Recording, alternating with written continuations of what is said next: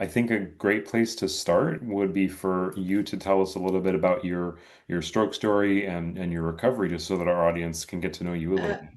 okay. Um, it all started like a few days before my stroke. I had a really bad headache, like really, really bad, something I've never had before. And then on February 4th, 2005, I had my stroke at work. And thank goodness my friend was there. And his girlfriend at the time helped me through everything, took me to the hospital. He came back into my boss's office and called my mom, and then he took me to the hospital. Oh, I mean, it's unfortunate you had the stroke, but it's good that Uh, you had that support there right off the bat. Yes. So what happened next? You were at the hospital and tell us more. Yeah, I don't really remember anything. I just have heard from when my mom had told me they pulled me out of the car into a wheelchair, and then some worker took me to the ER, and I was in a coma for 9 days after that. So I don't remember anything. Okay. What when you started coming out of the coma, when at what point did you start remembering what was going on and Um, Probably, well, first of all, I could not talk. I could only blink yes or no, and that's kind of how I communicated. And then my mom got aboard, and I started um, pointing to different letters to make a sentence. But I started remembering a little bit after a couple weeks of coming out of my coma. okay. Um, so from there, you've come out of the coma, you're communicating through blinking and using that Yeah. letter board. Um, what was rehab like for you up front? Well, obviously, I had a rehab in the hospital, and the therapists were really good, but I mean, I had zero balance. I couldn't even sit up by myself. Mhm. They had to help me, push me up just so I could sit up kind of straight. It was, I was really bad. Mhm. And so, What was early speech therapy like? um, it was okay. A lot of like me kind of learning how to swallow again, how to breathe, because all that I was on a tracheotomy and a feeding tube, so I had to pretty much relearn everything. Oh, wow. Even now, 20 years later, I still have to be careful eating and my breathing. I have to remember to take a deep breath when I'm talking so I don't run out of voice. Well, I appreciate you bringing up those aspects because at least what I see on social media, there isn't a lot of discussion on, what life is like when you get Yeah, cannulated from that tracheostomy or have that feeding tube taken out.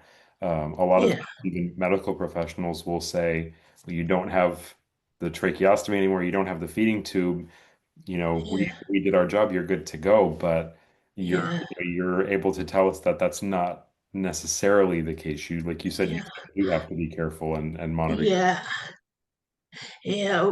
So what there was me was not easy at all because I had to really basically how to breathe on my own.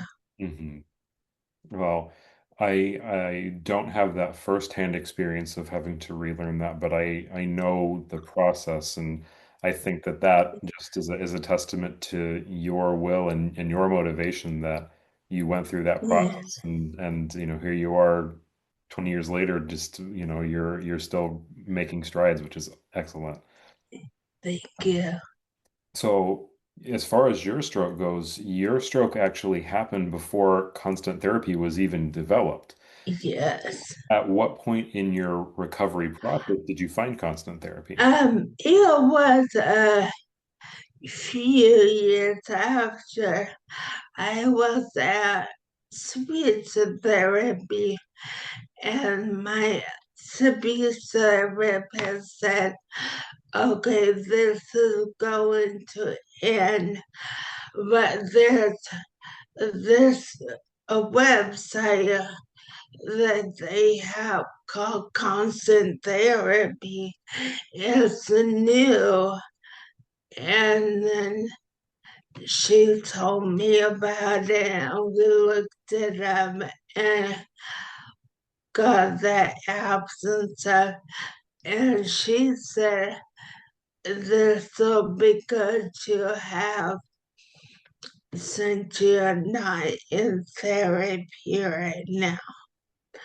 And honestly, I've gone on and off throughout the years having therapy.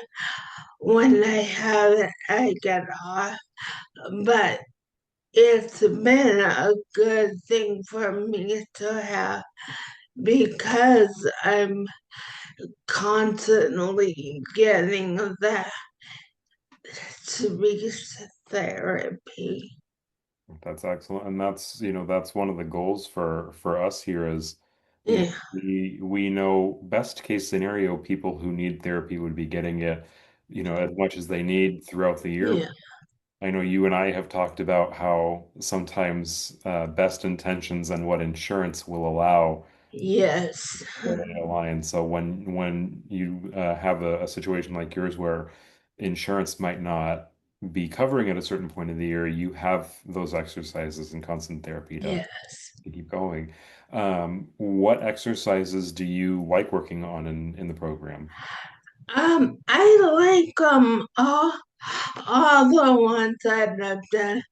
I like more of the ones where someone is talking to you and you're repeating yourself what they're saying, although they don't always understand me and my voice isn't as loud as it should be.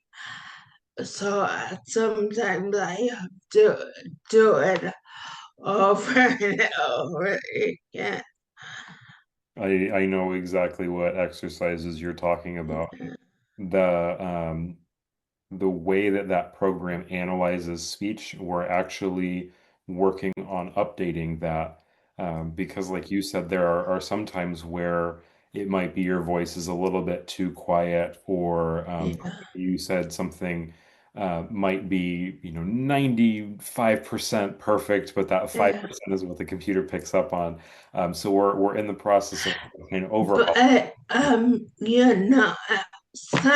sometimes it's a pain, but I like having to repeat myself because it causes me to clear my throat or do what needs to be done so I can move on to the next one. I do like that attitude, and that Yeah, actually, I don't know if in your recovery journey you've ever heard of motor learning principles, but that yeah, really helps guide those kind of exercises. yes, Your brain is relearning, where your lips are supposed to go, where your tongue is supposed to. yeah, And when you are doing like what you said, where you're repeating it over and over, and then you get that, that big green happy face that pops up in yeah, that's kind of a big clue to your brain as far as okay, this is where I'm supposed to place things. So that's excellent that you push through that. You're giving me all kinds of great answers here, Nicole. I love this.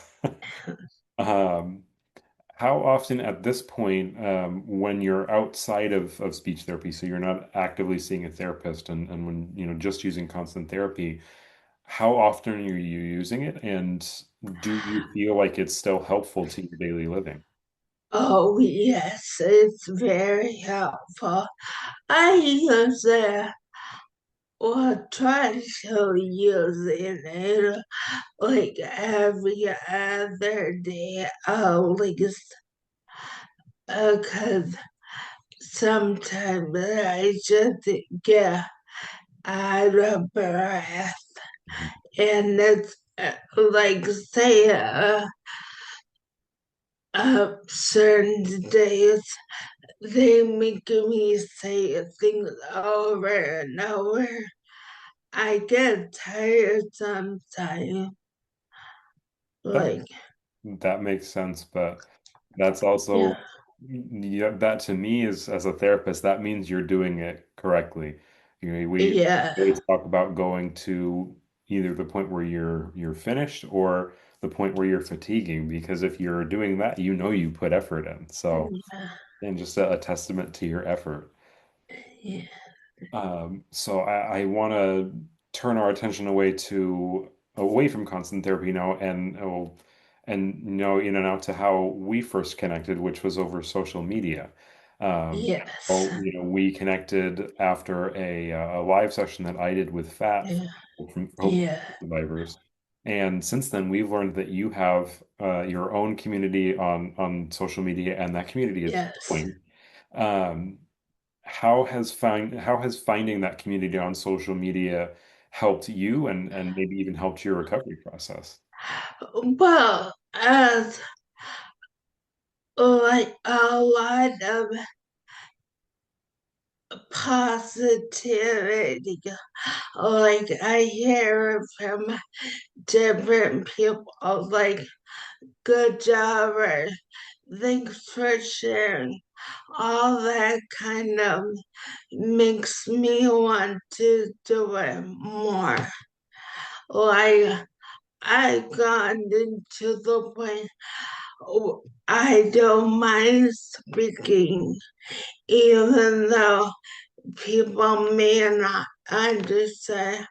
That's why I always do the little captions so people, if they don't understand me, they could read what I'm saying.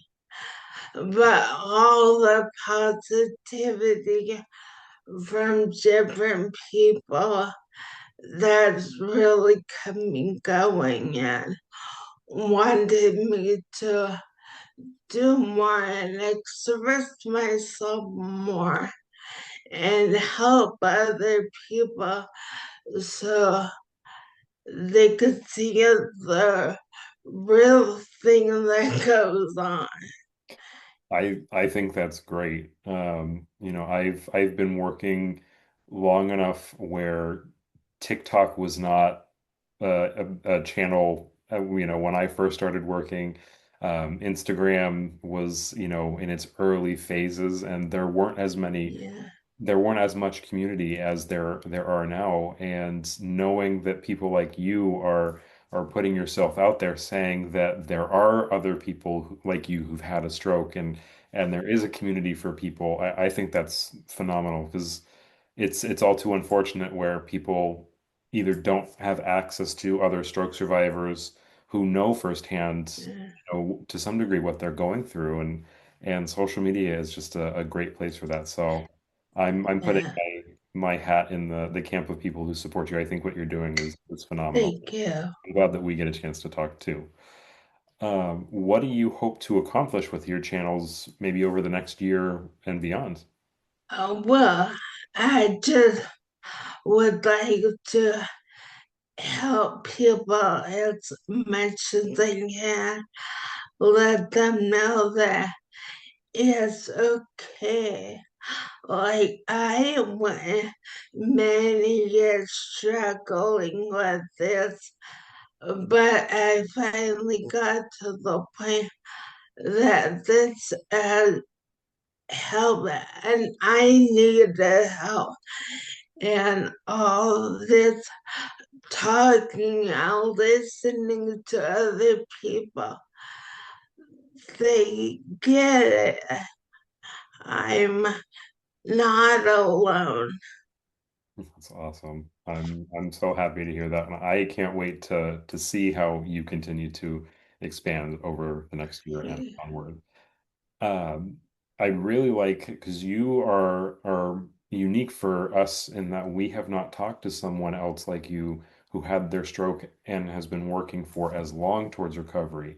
So, Yeah, you have a lot of insight into many different points of the recovery process, from when you were first hospitalized after your stroke now to 20 years on down the road working.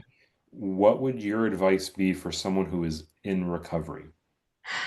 it's just well, I mean, things happen. You need to work through it. I know it doesn't like you're at the lowest you could possibly be at, but it doesn't matter. And all your work will pay off. I love that. What about someone who might just be starting their constant therapy journey? Do you have anybody, or excuse me, do you have any advice for a like that? Yeah, that pretty much the same thing. You need to constantly work at it. I mean, look at me. My voice is so not perfect, and it's hard to understand. But even though you may not be able to tell, I have gotten better, and that just the daily communication with the computer screen, you get your voice out there. Excellent. Nicole, what advice would you have for someone specifically right in the very beginning of their recovery? They might have just gotten diagnosed with their stroke, and what would your advice? Well, the thing that helped me a lot is I was always laughing. I had great family and friends who supported me, and they made me laugh all the time.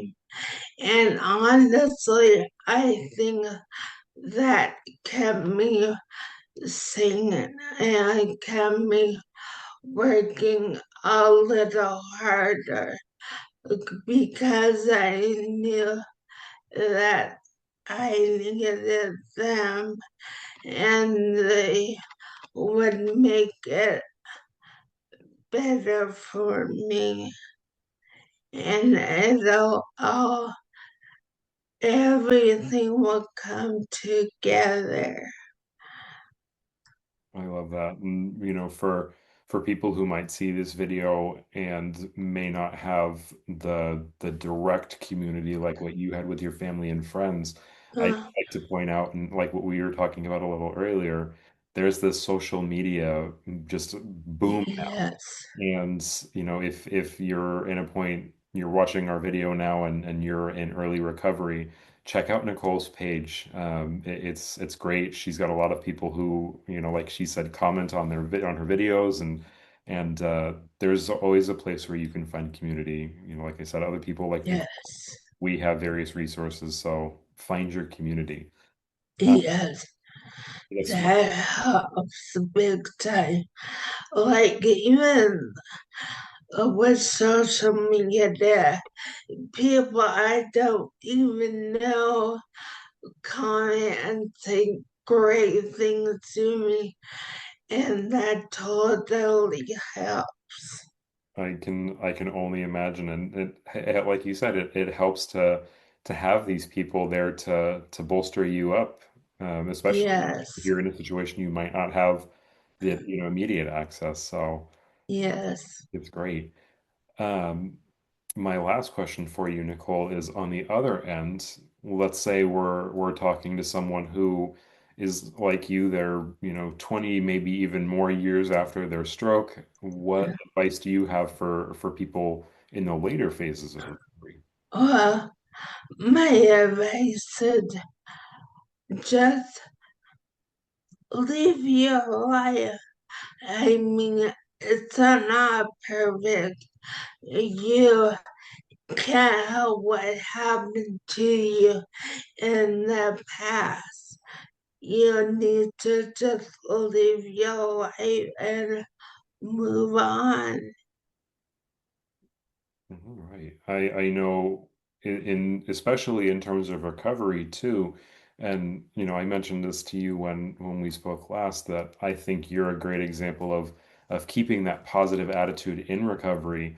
A lot of people who are 20, 30 plus years after their stroke, sometimes they can lose hope that there is no recovery because too many times they'll hear, largely medical professionals tell them, your recovery window was 6 months after your stroke, and Yes, I don't know if you had that. I heard that. Yeah, it happens a I lot. heard a lot. You'll be a vegetable. You won't be able to do anything. Yeah, right. You could do it. I mean, if you feel like it or you feel you could do it, you can. I love that. And that's something that I tell people too, but I think it hits a little bit differently when it comes from someone who's been putting in that work like you. Yeah, You're an example of you keep working at it, you keep making progress. There are great examples like you. There's also a lot of just evidence out in the world that you don't stop improving once, it's not like a timer about 6 months is up. That's it. That's not how yeah, it is. So exactly. To this day, I still see things that I've improved on. that's excellent. Well, Nicole, do you have any final thoughts or anything you want to share? No, just keep going. It'll get better.